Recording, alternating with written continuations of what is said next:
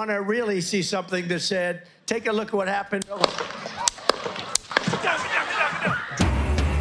গুলিতে আহত ট্রাম্প। পেনসিলভেনিয়ায় নির্বাচনী প্রচারণার সময় হামলা, রক্তাক্ত অবস্থায় হাসপাতালে প্রাণ গেল সমর্থকের। অভিযানে অস্ত্রধারী নিহত, দেশে বাইরে নিন্দা।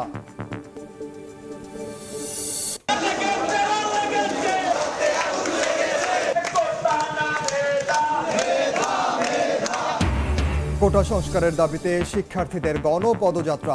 রাষ্ট্রপতিকে স্মারকলিপি দেবেন আন্দোলনকারীরা। ঢাকার বাইরেও কর্মসূচি নিয়ে মাঠে ছাত্রছাত্রীরা। চোরাচালানের স্বর্গদুয়ার সিলেট সুনামগঞ্জ সীমান্ত। ভারত থেকে ঢুকছে গরু, চিনি, মাদক। পুলিশ, সাংবাদিক, ছাত্রলীগের নামে বিপুল চাঁদা আদায়, নিরুপায় প্রশাসন। টিকিট দরকার, সেই পরিমাণ আসলে টিকিট পাওয়া যায় না। 5 বছর আগে যাইতে সে সময়টা লাগতো, এখনো ঠিক ওই সময়টাই লাগে।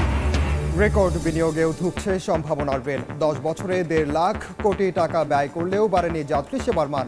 নাজুক বেশিরভাগ পথ, পরিকল্পনার অভাব দেখছেন বিশেষজ্ঞরা।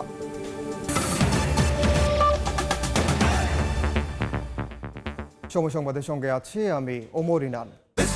শুরুতেই দেশের বাইরের খবর। গুলিতে আহত হয়েছেন মার্কিন প্রেসিডেন্ট। নির্বাচনে রিপাবলিকান প্রার্থী ডোনাল্ড ট্রাম্প। পেনসিলভেনিয়ায় নির্বাচনী প্রচারণার সময় তার উপর বন্দুক হামলা হয়। এ সময় রক্তাক্ত অবস্থায় সমর্থকদের উদ্দেশ্যে হাত উঁচিয়ে ট্রাম্প বলেন, এই লড়াই চলবে। পরে তাকে হাসপাতালে নেওয়া হয়। চিকিৎসা শেষে এরই মধ্যে ছাড়া পেয়েছেন তিনি। হামলায় প্রাণ গেছে এক রিপাবলিকান সমর্থকের। পরে পাল্টা অভিযানে মারা যায় অস্ত্রধারী। যুক্তরাষ্ট্র থেকে Hasanuzzaman Shakir report. Want to really see something that said, take a look at what happened. যুক্তরাষ্ট্রের পেনসিলভেনিয়ায় নির্বাচনী সমাবেশে বক্তব্য রাখছিলেন সাবেক মার্কিন প্রেসিডেন্ট ডোনাল্ড ট্রাম্প। হঠাৎই গুলির শব্দে আতঙ্কিত হয়ে পড়েন সাবেক মার্কিন প্রেসিডেন্ট। বসে পড়েন মঞ্চে। তাকে নিরাপদ রাখতে ঝাঁপিয়ে পড়েন সিক্রেট সার্ভিসের সদস্যরা। পরে দেখা যায় তার কানে ও মুখে রক্তের দাগ। পরে দ্রুত গতিতে সমাবেশ ছাড়েন সাবেক মার্কিন প্রেসিডেন্ট। নিরাপত্তা বাহিনী জানিয়েছে ট্রাম্পকে চিকিৎসা সেবা দেওয়া হয়েছে। তিনি নিরাপদ ও শঙ্কামুক্ত আছেন, দুশ্চিন্তার কোনো কারণ নেই। একই সঙ্গে তারা সমাবেশস্থল ঘিরে ফেলেন। বন্দুকধারীকে ধরতে সঙ্গে সঙ্গে তৎপর হন তারা। এছাড়াও নিউ ইয়র্কের ট্রাম্প টাওয়ার সহ আশপাশের এলাকায় নিরাপত্তা জোরদার করা হয়েছে। পরে স্থানীয় কর্তৃপক্ষ জানায় সন্দেহভাজন হামলাকারীর মৃত্যু হয়েছে। ট্রাম্প নিরাপদে আছেন, তবে সমাবেশে অংশ নেয়া ট্রাম্পের এক সমর্থক প্রাণ হারিয়েছেন। ট্রাম্পের সমাবেশে গুলির ঘটনায় উদ্বেগ জানিয়েছেন রিপাবলিকান ও ডেমোক্রেটিক দুই দলেরই নেতাকর্মীরা। এছাড়াও ইসরায়েলি প্রধানমন্ত্রী সহ বিভিন্ন দেশের সরকার ও রাষ্ট্রপ্রধান ট্রাম্পের সমাবেশে গুলির ঘটনার নিন্দা জানিয়ে সাবেক প্রেসিডেন্টের সুস্থতা কামনা করেছেন। যুক্তরাষ্ট্রের ইতিহাসে যুক্তরাষ্ট্রের নাগরিক জীবনের আধুনিক জীবনযাপনে এক নজিরবিহীন ঘটনা। সাবেক মার্কিন প্রেসিডেন্ট ডোনাল্ড ট্রাম্প তার নির্বাচনী সভায় গুলিবিদ্ধ হয়েছেন। এই ঘটনার পর শুধু পেনসিলভেনিয়ার বাটলার শহর নয়, পুরো যুক্তরাষ্ট্রের বিভিন্ন অঙ্গরাজ্যের শহরে এখন আতঙ্ক বিরাজ করছে। সবার মধ্যেই একটি প্রশ্ন, এই চলতি বছরের নভেম্বরের 5 তারিখে যে নির্বাচন হবে, সেই নির্বাচন কতটুকু নির্বিঘ্ন হবে, কতটুকু শান্তিপূর্ণ হবে, এ নিয়ে প্রশ্ন দেখা দিয়েছে। হাসানুজ্জামান সাকি, সময় সংবাদ, নিউ ইয়র্ক, যুক্তরাষ্ট্র। সাবেক মার্কিন প্রেসিডেন্ট ডোনাল্ড ট্রাম্পকে লক্ষ্য করে গুলির ঘটনায় হতবাক মার্কিনরা। নিশ্ছিদ্র নিরাপত্তার মধ্যেও প্রেসিডেন্ট প্রার্থীর উপর হামলার ঘটনায় নিজেদের নিরাপত্তা নিয়ে শঙ্কিত সাধারণ মানুষ। যুক্তরাষ্ট্রে বসবাসরত প্রবাসী বাংলাদেশিরা বলছেন, একজন সাবেক প্রেসিডেন্টের উপর এ ধরনের গুলির ঘটনা কোনোভাবেই কাম্য নয়। যুক্তরাষ্ট্র থেকে হাসানুজ্জামান সাকির আরও একটি রিপোর্ট। এই সময়ে যুক্তরাষ্ট্রের রাজনীতিতে এবং যুক্তরাষ্ট্রের সামাজিক পরিস্থিতিতে এই ধরনের ঘটনা ঘটবে কেউ কোনোদিন সেটা কল্পনা করেনি। যুক্তরাষ্ট্র দিন দিন যেন রাজনৈতিকভাবে একটা সংকটপূর্ণ একটা জাতিতে পরিণত হয়েছে। এখানে অঘটনের কোনো শেষ নেই। এই ঘটনার পর যুক্তরাষ্ট্র জুড়ে এখন একই আলোচনা, নানান রকম জল্পনা কল্পনা চলছে।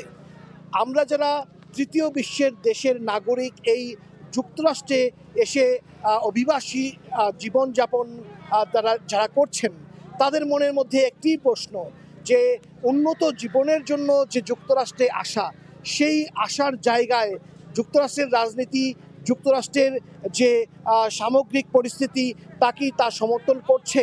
এরকম নিশ্চিত নিরাপত্তায় কিভাবে একজন প্রেসিডেন্ট পদপ্রার্থীর উপর গুলিবর্ষণ হচ্ছে তার সুষ্ঠু তদন্ত হওয়া উচিত। এবং আরেকটি জিনিস আমি বলতে চাই, যেন এই ঘটনাটি আমাদের যারা সাধারণ ভোটার তাদেরকে যেন প্রভাবিত না করে। খুবই মন খারাপের দিন আজকে আমাদের সকলের জন্য।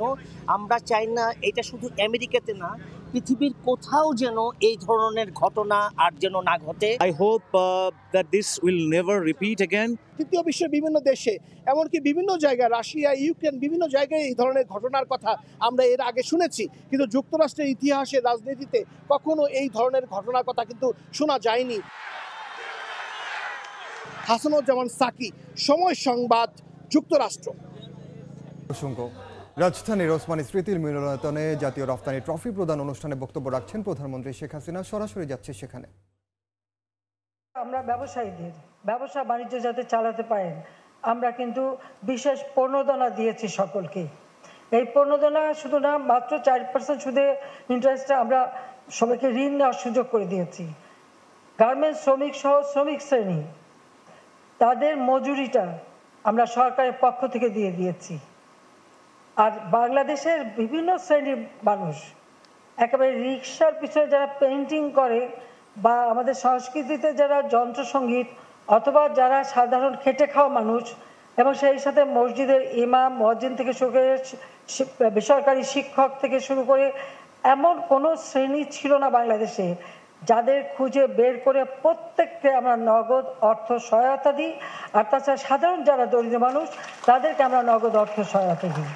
সেখানে আমার ডিজিটাল ব্যবস্থাটা অত্যন্ত চমৎকারভাবে কাজে লাগে।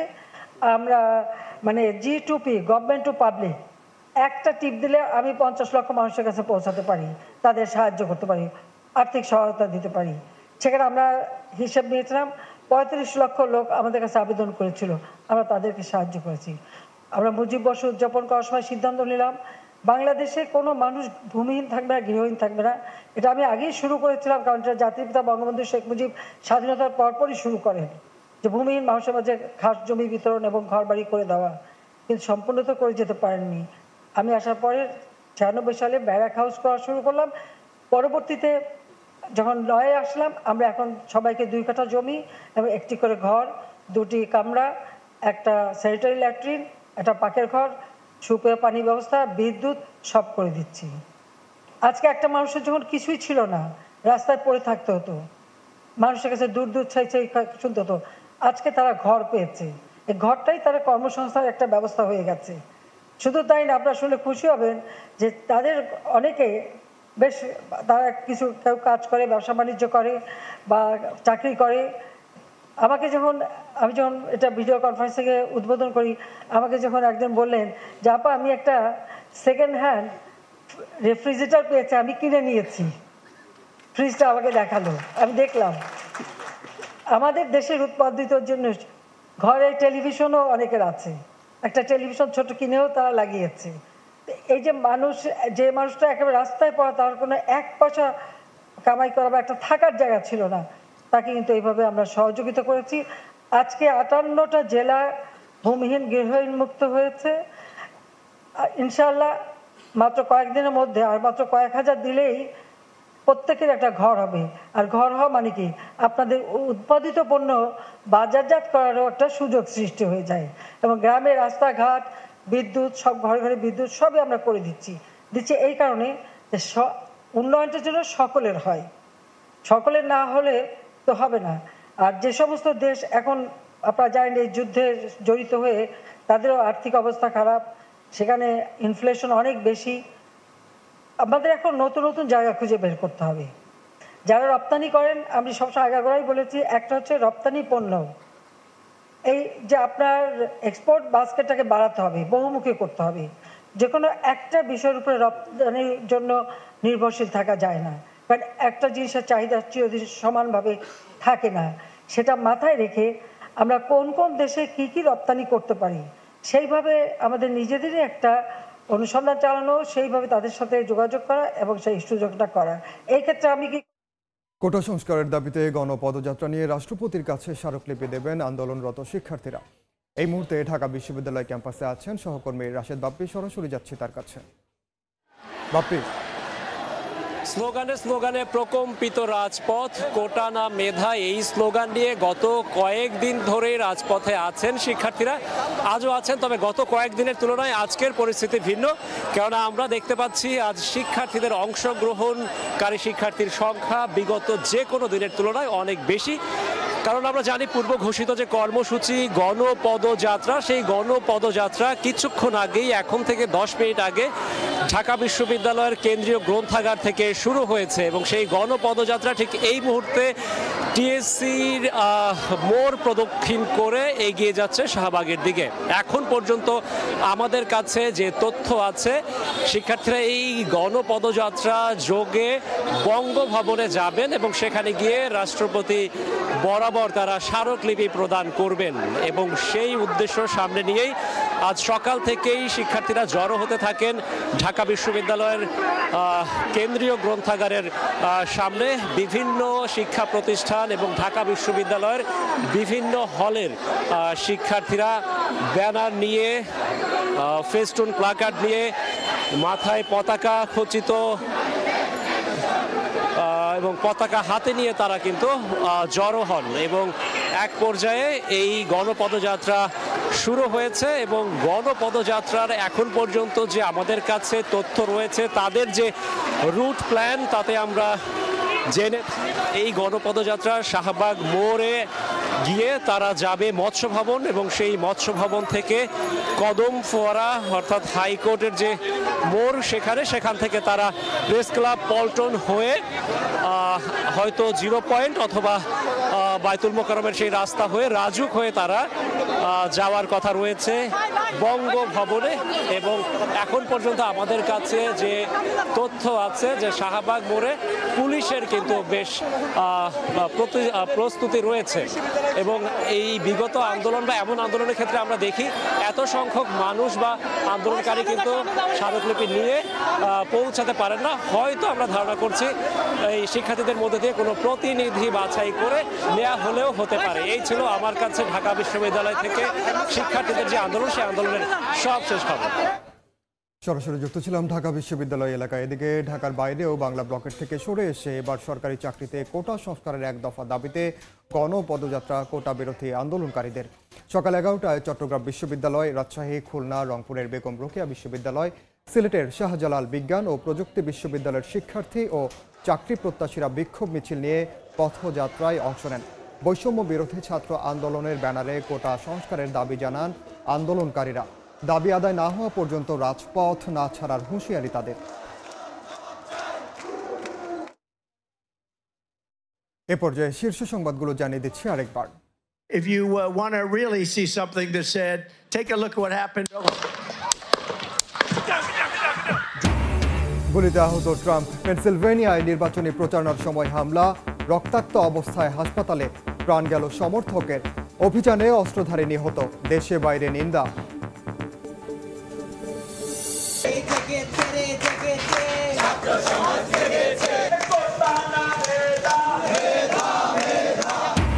কোটা সংস্কারের দাবিতে শিক্ষার্থীদের গণপদযাত্রা। রাষ্ট্রপতিকে স্মারকলিপি দেবেন আন্দোলনকারীরা। ঢাকার বাইরেও কর্মসূচি নিয়ে মাঠে ছাত্রছাত্রীরা। এবং রফতানির জন্য নতুন পণ্য ও বাজার খুঁজে বের করার নির্দেশ প্রধানমন্ত্রীর। বললেন, দেশের মানুষের আর্থসামাজিক উন্নতির জন্য কাজ করছে বর্তমান সরকার।